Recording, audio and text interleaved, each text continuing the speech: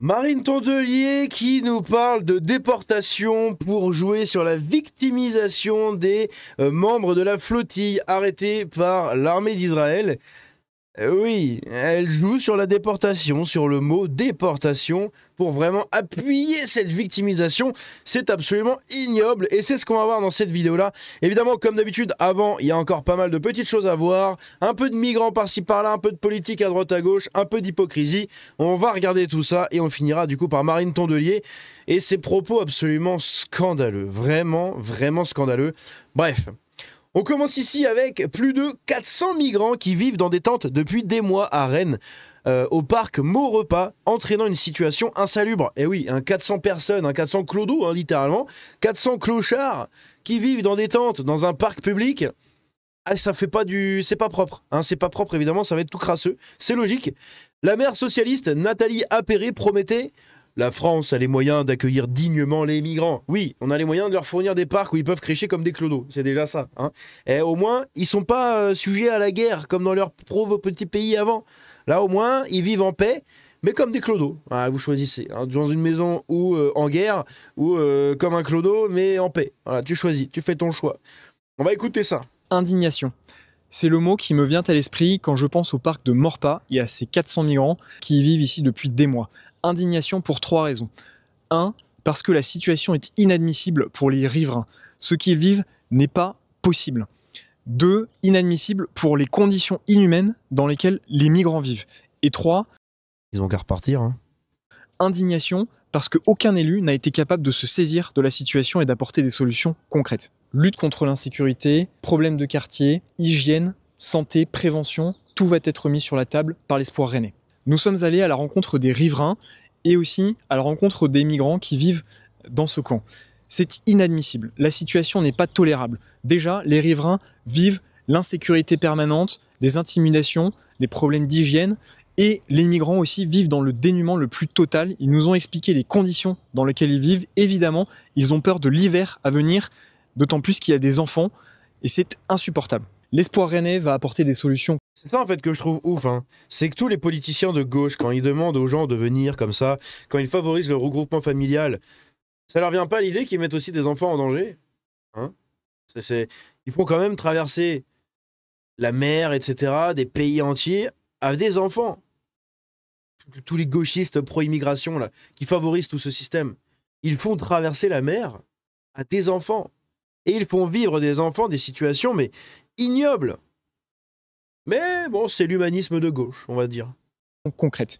Déjà au niveau national, il est illusoire de penser qu'on réglera la situation si on ne reprend pas le contrôle de notre politique migratoire. Et après, au niveau local, nous allons proposer un plan d'action que nous allons... D'accord. Bref, c'est autre chose. Un réseau de pickpockets bosniens a été condamné pour avoir enrôlé des dizaines d'enfants roms pour voler dans le métro. Le clan Amilovic, déjà connu de la justice, évidemment comme d'hab, forçait les mineurs à détrousser les passants.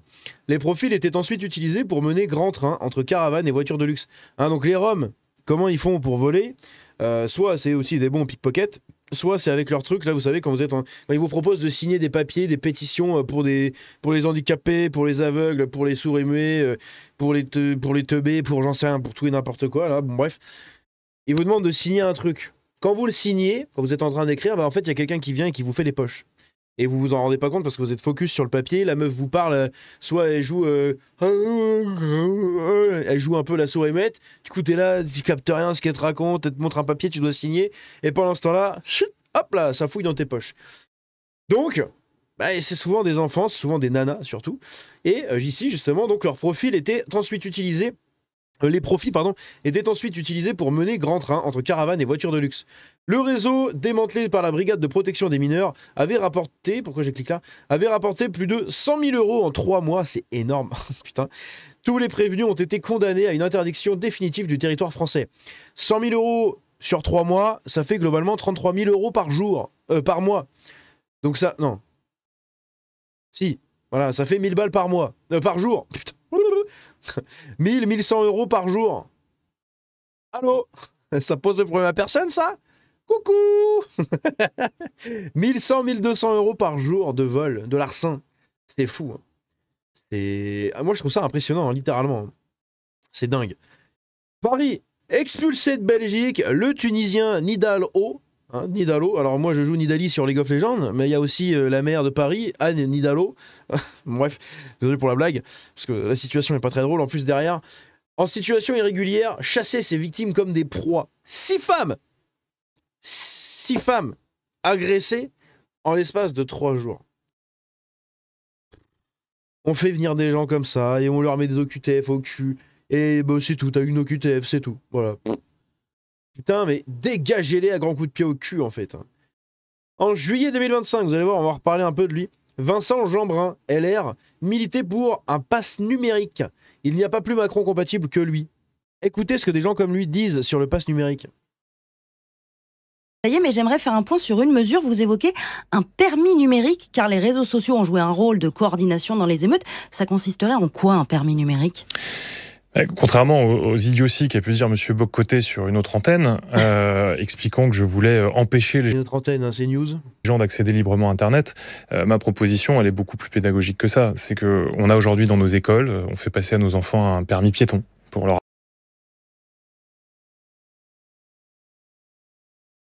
Est-ce qu'il y a des gens qui ont vu leur gosse passer un permis piéton ? Je sais pas du tout si ça existe. Hein. C'est une question que je pose. Hein. Une vraie question ouverte, là. Et... Moi, je sais traverser des passages piétons. Parce que mes parents m'ont expliqué comment traverser un passage piéton. Est-ce qu'il y a vraiment besoin de passer un permis de traversage de passage de piétons ? Pour apprendre à traverser la rue. Ensuite, on leur fait passer un... C'est pour trouver du travail. Ah, c'est pour trouver du travail, d'accord, j'avais pas compris. Permis vélo. Bon, bah, même question que la précédente. Hein. Et il y a un certain nombre de formations citoyennes qu'on fait à travers l'école. Donc et il moi, faut ma les former proposition, aussi au numérique ? c'était très tôt. Et ça, c'est très important parce qu'aujourd'hui, il y a des gamins qui sont en maternelle, qui ont des écrans dans les mains une grande partie de leur journée, à leur expliquer les risques des écrans. Et je pense que à l'entrée en maternelle, à l'entrée en école élémentaire, il faut qu'il y ait vraiment une formation. Et l'idée du permis numérique, c'est vraiment qu'ils valident cette formation, qu'ils aient démontré à la fin qu'ils en ont compris l'utilité et les usages. Mais parce qu'aujourd'hui, on a des... Fliquer les gens sous prétexte de protéger les gens des réseaux sociaux. Bon, comme d'habitude, hein, on a l'habitude avec ces gens.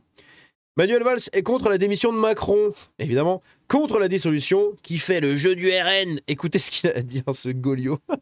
Moi, quels que soient les sondages, et je les ai entendus, je suis contre la démission du président de la République parce que ça représenterait une possibilité que cela arrive à chaque fois, un précédent. Et je suis contre la dissolution, je l'assume, parce que la dissolution, dans les circonstances actuelles, avec le spectacle que vous venez de décrire, c'est de faire la campagne du Rassemblement national. Je veux dire, eux, ils n'ont même pas besoin de faire campagne. Mais le peuple français est libre. Si le peuple français veut mettre le Rassemblement national au pouvoir, c'est son droit. Mais je comprends même pas, en fait, qu'on puisse continuer à lui donner l'heure, en fait, à lui, là. Hein, Manu! Encore un Manu qui doit dégager, putain, ils sont beaucoup. Il y a beaucoup de Manu qui doivent dégager, hein. Manuel Valls, Emmanuel Macron, Manuel Bompard, ciao les Manu, hein, c'est quoi cette épidémie de Manu à moitié débile, là? Oh, oh, ça commence à faire beaucoup des Manu, non? Tout à fait, mais tout à fait. D'abord, nous ne savons pas ce qui se passera, s'il y aura une majorité absolue ou pas, mais nous ne sommes pas obligés de le faire. Moi, je souhaite que nous mettions à profit ce temps pour préparer l'élection présidentielle de 2027. Sa voix, je peux plus l'entendre. Je suis désolé, c'est au-dessus de mes forces, de toute façon, il casse les couilles. Il dit rien d'intéressant, mais bon. Ouais, je peux plus l'entendre, sa voix, elle m'énerve. Aïe, aïe, aïe, aïe. On doit laisser les femmes françaises se faire V. Voilà, c'est une question qu'on pose à Vincent Jeanbrun, qu'on vient de voir pour le pass numérique. Écoutez ce qu'il nous dit ici. Comment vous vous êtes senti à votre meeting lundi, quand vous avez fait l'accolade, l'embrassade à tous ces représentants européens de ce qu'on appelle l'extrême droite européenne, sachant qu'on parle de personnes, et vous me permettrez de les citer, qui ont quand même eu des propos qui personnellement moi, me troublent, et je voudrais vous entendre là-dessus. Écoutez bien les propos qu'ont eu la fameuse extrême droite européenne. En parlant de l'immigration, Viktor Orban a dit « Nous ne laisserons pas violer nos femmes ».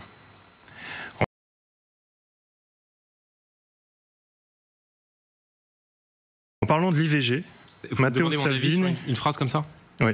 Et il faut dire quoi ? Il faut dire qu'on va laisser violer. Je vais terminer. Non, est-ce que vous trouvez normal qu'un de vos soutiens, manifestement, considère, fasse un lien direct entre immigrés et viol ?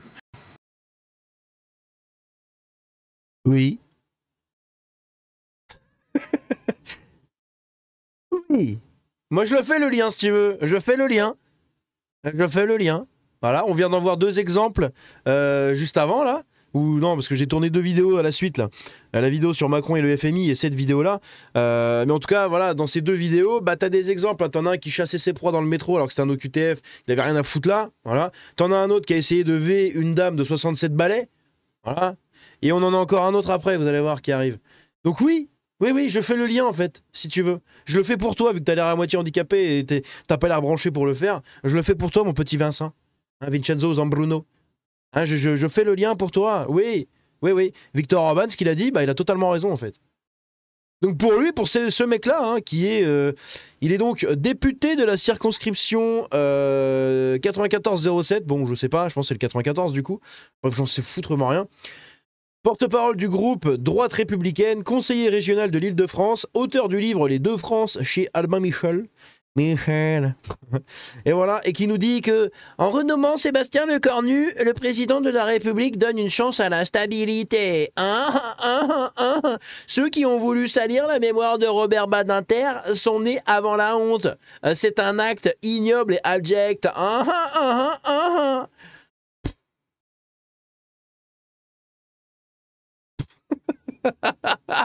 Ils sont complètement pétés du cerveau, c'est un truc de ouf. Une vidéo circulant sur les réseaux sociaux fait le buzz. On y voit une femme, le visage totalement recouvert, faisant la promotion d'une collection de vêtements islamiques près de l'Arc de Triomphe et de la Tour Eiffel. Oh, regardez ça. In the heart of Paris. Bon, je vous coupe la musique, hein, parce que bon, voilà. Mais voilà, imaginez vos enfants, enfin vos filles, hein, du coup, s'habiller comme ça dans 20 ans. Profitez-en, dans 20-30 ans, il n'y en aura plus des visages découverts dans la rue. Voilà, c'est fini. Maintenant, tout le monde va ressembler à des détraqueurs. Incroyable, des détraqueurs, mais avec du tissu molletonné. Et le style, le détraqueur stylé. Et ça s'appelle évidemment Haya Medina. Haya Al Medina. Voilà, c'est la pudeur de Médine. On dirait le nom d'un parfum odeur de fesses là. La pudeur de Médine. Ah, New Fragrance. Marseille, un individu s'introduit dans une école alimentaire. Élémentaire, pardon, et assène plusieurs coups au visage d'une ATSEM, hein, donc une assistante maternelle qui est donc, enfin, c'est pas l'assistante maternelle, mais c'est l'assistante scolaire, là, vous savez, donc les nanas qui aident les maîtresses en école primaire. Eh bien, donc il lui assène un coup au visage avant de lui arracher sa culotte. Il est en fuite. Je sais pas, j'ai pas d'autres infos là-dessus, voilà, vous en faites ce que vous voulez. Force à la maîtresse, enfin à la ATSEM du coup. Un Algérien d'une vingtaine d'années, suspecté de préparer des attentes terreau, a été interpellé à Paris. Il était en contact avec des membres de l'État islamique. Interpellé en région parisienne, ces supports numériques ont révélé des échanges avec des membres de l'État islamique en Irak et en Syrie. Dans certains messages, il se disait prêt à frapper une gare fréquentée. Il a également téléchargé des tutoriels sur comment tuer ou confectionner des détonateurs. Et il s'est notamment pris en photo dans des lieux très fréquentés, masqués, devant la Tour Eiffel, le Sacré-Cœur ou l'Arc de Triomphe. La source, c'est le Sud-Ouest. Et donc, du coup, on voit encore une corrélation entre Algérien, Islam, État islamique, terreau. Bon, bah voilà. Oui, mais vous êtes raciste, putain, pourquoi vous aimez pas les Algériens les Algériens qui foutent rien, qui sont à 5 empilés dans un HLM, là, dont le fils fait des trucs bizarres. Voilà. Moi, j'ai eu des bons rapports avec des Algériens, mais qui bossaient, qui faisaient quelque chose de leur cul, en fait, qui étaient pas là comme des putains de parasites, hein, qui servaient à quelque chose, en fait, dans la société. Pas comme ces gens-là, qui ne servent qu'à la détruire. Et je ne comprends pas pourquoi on le masque quand on l'arrête, le mec. Pourquoi vous le masquez? Montrez son visage infâme, de diable. Montrez son visage. Les gens doivent savoir. La réunion du bureau politique des LR s'est terminée dans le clash. Donc ça fait suite à la renomination de Sébastien Lecornu au poste de Premier ministre. Et les LR, il y a une partie des LR qui ne veulent absolument pas siéger au gouvernement et l'autre partie qui sont majoritairement des députés LR qui eux par contre se disent prêts à siéger au gouvernement. Bah oui, ils sont déjà assis à la place, hein, ils ont déjà le cul chaud, posé sur un siège chauffé qui coûte pas beaucoup d'argent puisque c'est Nicolas qui paye, donc tout va bien. Et donc, leur réunion au siège des LR s'est terminée dans le clash, puisqu'il y a eu des « je t'emmerde » qui ont été balancés, et plusieurs députés ont quitté la visio sans participer au vote pour participer au gouvernement. Ils devaient voter. Est-ce qu'on participe au gouvernement, oui ou non? Ah, je t'emmerde, je m'en vais, je déconnecte. Alt F4. Et voilà, ça rage quitte. En fait, c'est des joueurs League of Legends, les mecs. C'est des joueurs Call of. C'est pas des députés. Et ici, justement, on a notre chère Marine Barrique de Tonneau, de Tondelier, qui... Marine Tonnelier, j'aime bien l'appeler comme ça, bref. Elle a été déportée. Voilà, c'est ce qu'elle dit. Imaginez les descendants des victimes du nazisme et de la Shoah qui sont devant leur télévision et qui entendent ça. Marine Tondelier, vous êtes affreuse et abjecte. Les mots me manquent pour exprimer le dégoût que vous m'inspirez. Vous devriez avoir honte. On va écouter ce qu'elle nous dit dans cet extrait. À toute la délégation et en particulier à Mélissa Camara en arrivant au port. Il se trouve qu'elle est aujourd'hui en prison, elle sera déportée d'ici 72 heures. C'est le terme juridique, hein, déportation. Ouais, donc quelqu'un qui fait partie de la flottille, qui est en prison, qui sera déporté apparemment. Déporté par les Juifs. Hein. C'est très intéressant de commencer de tourner. Hein. Et donc ça prend 72 heures. Et donc elle, c'est un peu comme, oui c'est sur Roblox. Hein, c'est le terme juridique, hein, c'est ce qui est marqué sur les papiers. On est très inquiet, le consul l'a vu hier soir, elle a fait part de traitements complètement anormaux qu'elle a subis. Je pense que c'est à elle de l'expliquer quand elle rentre si elle le souhaite et de donner les détails si elle le souhaite. Mais on est très inquiet pour elle, on pense énormément à elle. Et ce qu'elle a fait, refuser de signer ce papier, est extrêmement courageux. Tout comme s'embarquer sur cette flottille. Je le dis, c'est pas des militants ou des politiques qui devraient le faire, c'est l'État français qui devrait mettre à disposition des navires. Elle a quand même une sacrée tête de dépressive, hein, Marine Tondelier. Bon, elle est rousse, elle gagne des points. Bon, elle n'a pas beaucoup de points, hein, elle gagne le point symbolique. Voilà, elle a gagné le point symbolique parce qu'elle est rousse. Bon, après, tout le reste, c'est pas ouf, quoi. Mais bon. Pour aller briser ce blocus qui est illégal. Elle a au moins la bonne couleur de cheveux. Hein. Cruel et moyenâgeux. La déportation. C'est le terme juridique. Arrêtez. C'est le terme juridique qui est dans les papiers, écoutez, israéliens. Voilà. Arrêtez. Vous savez très bien ce que signifie la déportation. C'est une mesure juridique. Je suis désolée d'employer le terme qui est utilisé par les autorités elles-mêmes. Je n'en ai pas d'autre. Pour qualifier juridiquement. Très bien. J'ai fait mon boulot. Vous faites le vôtre. Mais permettez-moi de dire à tous ceux qui nous regardent que ce que disent tous les avocats, les juristes et les ministres que nous avons au téléphone absolument sur le déplacé. sujet. Merci beaucoup, Marine Tondelier. Merci.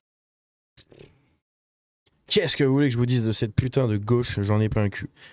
J'en ai plein le cul des gauchistes, j'en ai plein le cul des écolos, j'en ai plein le cul des LFistes, j'en ai plein le cul des communistes, j'en ai plein le cul des centristes, j'en ai plein le cul de tous ces gens-là, en fait, des LR et compagnie. À part, bon, le RN, je le porte pas vraiment dans mon cœur, mais bon, c'est le seul parti à gauche de reconquête que j'aime bien, on va dire. En tout cas, je le trouve un minimum intéressant, même si bon, vite fait, hein, vous savez mon avis là-dessus. Mais alors, putain, tous les autres, j'en ai plein le cul. J'en ai plein le cul de ces gens. C'est un truc de fou. On les déteste pas assez, je crois. Bref, dites-moi ce que vous en pensez dans les commentaires. Ils sont abjects, en fait. Ils sont abjects, sans gêne, crasseux, désastreux, bref. Dites-moi ce que vous en pensez dans les commentaires. On se dit à la prochaine. C'était Django. Je fais tout tomber. Ciao.